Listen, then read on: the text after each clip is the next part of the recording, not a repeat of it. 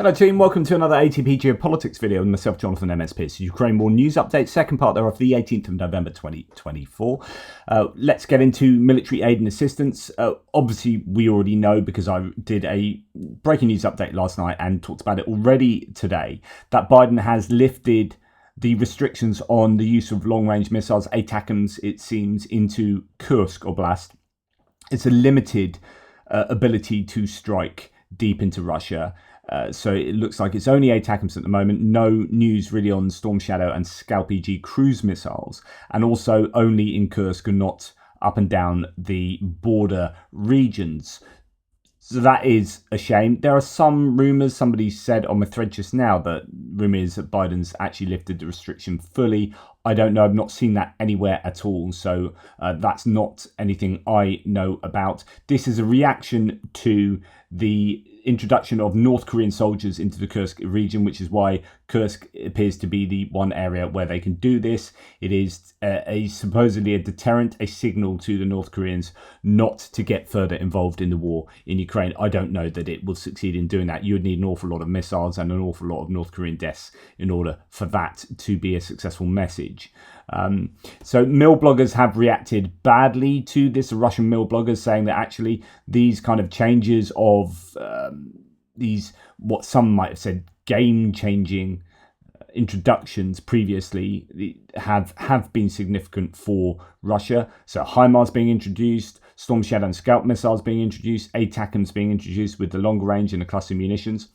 And now lifting restrictions on these ATACMS as well into Russia. So might have an effect. It depends how many, like I said previously, how many they've got, because the interception rate has improved for the Russians intercepting ATACMS missiles. You would need a lot of missiles, I think, to fire into Kursk for them to have the desired effect overall. George Barros talks about how actually, all of these points really reminder that there are hundreds of valid, legitimate, legal, and operationally consequential military targets in range of Ukrainian ATACMS. The Biden administration's shift to allow ATACMS use in Russia is a good thing, but it must extend beyond Kursk, and that is something I definitely agree with. Zelensky's neither confirmed or denied it. He's actually said that he's sort of implicitly accepted it, because he said let the missiles speak for themselves, or something similar to that. There's been a reaction as well, as I mentioned earlier, and got very angry about, from people within the incoming US administration or adjacent to it, such as Donald Trump Jr., Elon Musk, some of these other people saying that this is just World War III. Of course, it's no different from any other introduction of any weapon, and Donald Trump Jr. called this World War III on previous at previous times when the US has changed weapon provision or allowed certain things or whatever. It's always been, this is just World War III, and then it's not World War III, at least as far as Donald Trump Jr. would understand that term. I think we have been in World War III actually for an awful long time, but that's beside the point. To what I'm saying here is that people like Donald Trump Jr. say, this is just going to invite this state of affairs, when it hasn't, whenever they said that previously. So don't cry wolf. Now, Germany will begin deliveries of AI-powered Kamikaze drones to Ukraine next month, according to the Bild. Shipments will consist of several hundred units monthly, reaching up to 4,000 units in total. These drones are capable of effectively evading electronic warfare systems. So they're supposed to be EW resistant, and some people are calling these mini Tauruses. Well, if they are, then good news here. So German Aid to Ukraine says, okay, today we got new details regarding the 4,000 loitering munitions that Germany has pledged to Ukraine several months ago. Minister of Defense Boris Pistorius has now confirmed to Bild that the pledged drones are HX2 Karma, which will be provided by the company Helsing. According to Helsing, the drone can operate under GNSS denied conditions and is swarm capable thanks to the Ultra Recce Strike software. This means that several HX2 Karma can be operated simultaneously. Integrated AI software enables the autonomous identification and engagement of targets. Helsing states that the HX2 Karma has a range of 100 kilometers and is precise within 50 centimeters at a price significantly below that of other loitering ammunition such as Switchblade 600 or Zala Lancet. specs which incidentally are doubted in some industry circles. That is specs of Switchblade 600 and Zala Lancer, I would think there.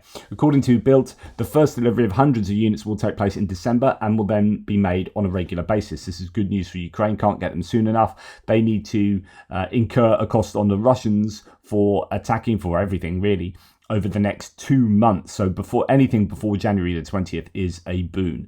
Now, the German Green Party, their chancellor, so not Annalena Baerbock, who is the German foreign minister, but as a member of the Green Party in the coalition, or what was the traffic light coalition. It's now not, because I think the FDP have pulled away from that coalition, hence the upcoming vote of confidence in December. But anyway, the German Green Chancellor candidate says he would send Taurus to Ukraine if elected. So the Green Party in Germany, very much different to other Green parties possibly that you might experience around the world.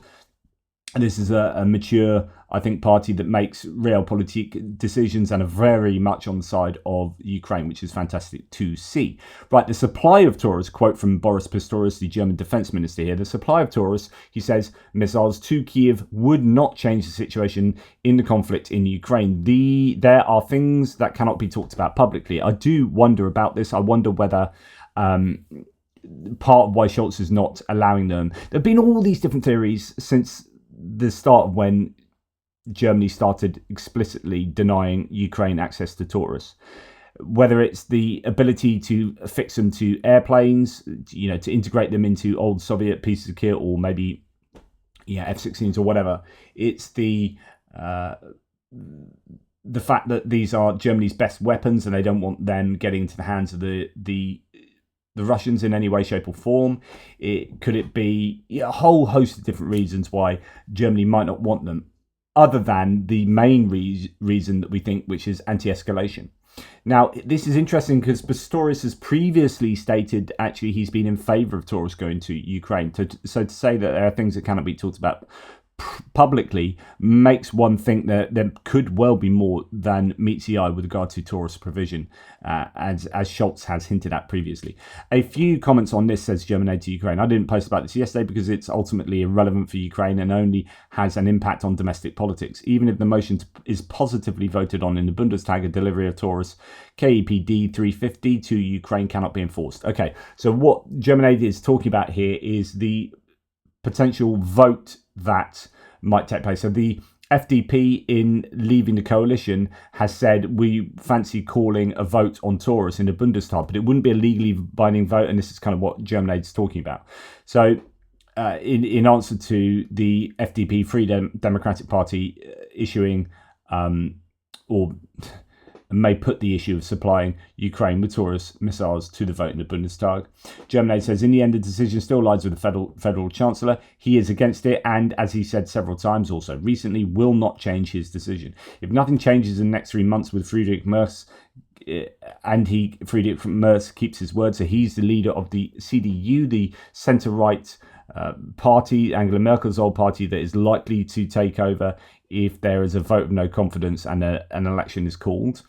If he keeps his word, a delivery of the cruise missiles will probably not take place until mid-2025 by a government led by the CDU. After all, one should not forget that an announcement of the delivery is not enough. The cruise missile must be at least integrated, not certified, into a Soviet launch platform, and crews must be trained. That takes a few months. There have been these different theories about how long it would take to adapt the planes. I think previously there were talks about like a year and a half, and then actually the company came out and said, no, we can do this pretty quickly. We've done this with Storm Shadow and Scalp EGs. We can do this with Taurus. There are different claims about how long that would take, but nonetheless, I don't think you're going to expect to see Taurus on Ukrainian planes anytime soon. Right, Andrew Perpetua just shows a picture of a drone that I've not seen here, T-150 drone, a Ukrainian one, dog for size reference. And my goodness, that is a big drone, isn't it? And there really are a variety of drones being utilised by both sides, and that is a big old drone. And it's a quadcopter as well. Although looks like it's got counterbalancing sort of double rotor blades on the bottom. Right. Now, here's a random, well, not random, but a YouTube comment from John Oliver, who sometimes gives these detailed analyses of certain areas. Take it for what it is a commentator, like caveats and fact checking and etc. etc. But I'm going to read John's comment here, and thanks John so much for your comments, by the way. I try and read them all. So just went down an air defense rabbit hole. I knew Ukraine had a lot of S-300 air defense systems and wondered why they're always calling for more air defense. Granted, it's old. They are out of interceptor missiles for them. They had 250 to 300 launches at the start of the war and have lost around 70 to 80, so they've still got quite a bit. As of September of this year, the US is working with Ukraine on production facilities to rebuild a replacement, guessing the SD-300, Ukraine's indigenous system, more modern, upgraded, integrated with multiple radar capabilities and newer missiles. US is helping with building the funding of facilities to mass produce them. Doesn't get much reporting. Very interesting. Germany pledged 8 Iris-T systems and has delivered 2. The other 6 are in production. I think that's incorrect, by the way, John. I think they have had 6 now delivered. But anyway, looking at the stats of that system, very, very good. Over 90% interception rate on cruise missiles around Kyiv. 6 more would be huge. As Ukraine's AD air defense capabilities grow, would be nice to see something near the capabilities of the Iris-T, but road mobile. I guess Ukraine being able to produce this themselves. It is capable of detecting and hitting low-flying stealth-type missiles. Caliber would be huge for a small similar road mobile system to cover offensives, especially from helicopters, which is what really hurt the counteroffensive last summer. Very good point. Ukraine didn't have enough good air coverage for as slow as they had to go to clear mines, combat forces, and the advance. The Avenger and the Vampire don't quite have the radar capabilities and range to cover them. Okay, so the Avenger is basically the Stinger manpads, 8 pods for 2 sets of 4 pods of Stinger manpads on the back of a Humvee. But of course, they only have the range of the Stinger manpad, so 5-6 kilometers tops, and then however good the radar is accompanying that. So it's not good enough to have them on the front lines and them only. I mean, pretty good if you're going to have helicopters flying really close, but a helicopter is going to be beyond that range, firing their own Vickers missiles or whatever that have a longer range than the manpads, and they were what caused such a problem, or partly what caused such a problem for the Ukrainians as they were trying their counteroffensive in 2023. Anyway, maybe this is what Biden should split some of the remaining aid for Ukraine's indigenous production facilities, parts and supplies. And even if Trump cuts aid, they have the capability to mass develop and produce their own stuff. I say split because they still need equipment now while those capabilities are built and produced. We've seen drone defense go to nearly 100%. That's interception rate. If we could get more air defense and get missile defense near there in all most important areas, then they could work on frontline air defense systems types, and that would really boost Ukraine's ability to push back before they run out of people. This is what pees me off about all of this: a slow help in the beginning, not taking it seriously, drip of supplies, delays in training, denying things for months before approving restrictions, etc. etc. I fully agree with that sentiment, and thanks for the detail there. I wonder about why there was this slow drip feed. And I think anti-escalation has a lot to do with it. I don't think it's been done on purpose, although you can build up a case for that. And I've actually built that case up right at the beginning of the war and have mentioned it a number of times. So it could have been done on purpose because a protracted war defeats Russia much more chronically over generations. Like, Russia's not going to be able to sit in its same seat geopolitically and militarily that it was prior to this war as the second greatest army in the world. I know it probably wasn't in reality, but the people's perception of it were that it was this great armed force, this great superpower. I think it's been shown not to be, but they have been attrited in such a way that they can't really regain that mantle for a good generation. So, did the US drip feed supplies on purpose? No, I don't think they did, though. I think it's been a result of anti-escalation, but also a miscalculation of the length this war. And I think that comes from Ukraine itself. So if you remember, Zelensky himself thought because it started going really well for the Ukrainians in the early part of the war, and actually the Russians started messing up and it was all a disaster because they planned for a special military operation, not for a war. They didn't plan for a war, and it took them time to get their war mechanics, their war logistics, their war machine into an actual proper war mode. And in that intervening period, the Ukrainians did quite well, and they're like, oh my goodness, we could win this thing. And as a result, the US are like, everyone else is like, oh, I think Ukraine are going to win this. And so there was a lack of big time support. That should have been the time where you're like, actually, I'm not sure you're going to win this because if we are perfectly brilliant at predicting, then we go, 3 years down the line, this is still going to be going on. So actually, we need to be front loading loads of support to you right there and then, giving an awful lot of stuff back in 2022 and early 2023, but we didn't. We were like, oh no, I think you could win this. Oh no, you haven't won it. Okay, we'll give you this extra thing. Oh no, you still haven't. Okay, how about this extra thing? Oh, we're a bit worried about escalation. And I think that kind of cautious approach to assisting, which was partly down to the Ukrainians' belief themselves about how quick the war would be, and then miscalculations on behalf of all the allies, has meant that actually there's been this drip feed that in hindsight has been well, even at the time we were talking about the drip feeding being horrible, but with the change of government now, I think that the Biden administration will rue that drip feeding for the rest of the time. Absolutely shocking, really. Right, War Translators, Dimitri says, Ukraine's defense intelligence, and thank you, John, by the way, for that. Ukraine's defense intelligence has examined the Russian Gebera drone designed to mimic the Shahed 136 and overload air defenses. Made from cheap materials like plywood and foam, it includes foreign components from China, the US, Netherlands, and Switzerland. So here we have basically a big old decoy drone that is being used alongside Shaheds, looks very much like a Shahed, to overwhelm the Ukrainian air defenses, get them to use expensive air defense systems to take them out, and they're just made of plywood and foam. So yeah, not all of those drones that are counted up on the loss lists on a daily basis will be drones with warheads on. Sometimes they're mapping drones as well.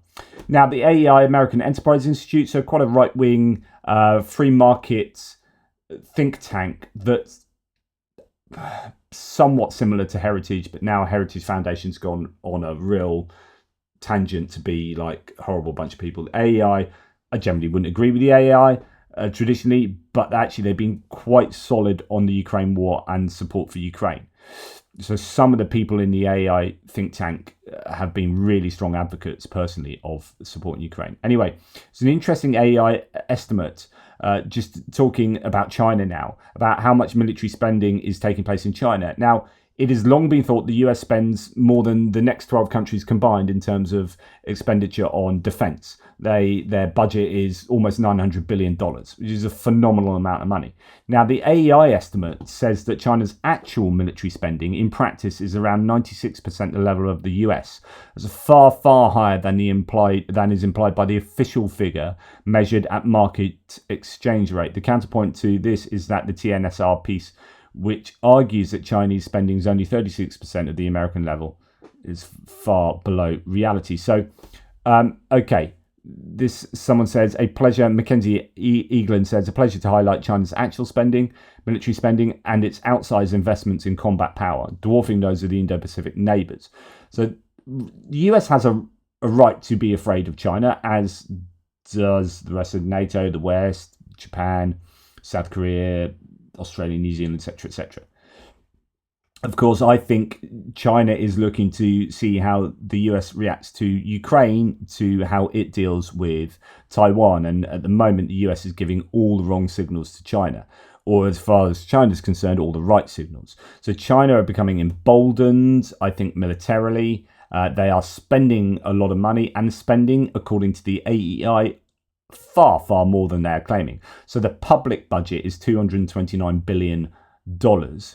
The intelligence community's estimate is $700 billion, and the AEI, American Enterprise Institute's estimate is $710.6 billion, which is not too far away. Well, this one has the US at 742.2. I don't know where that figure's come from. I know that the defense spending for 2024 is going to be, you know, upper end of the 800s, 800 billions. But anyway, interesting that China could well be spending an awful lot more on their defense than we had previously thought. Anyway, that's enough from me. I really appreciate your support. Thank you so much for all the ways that you continue to support the channel.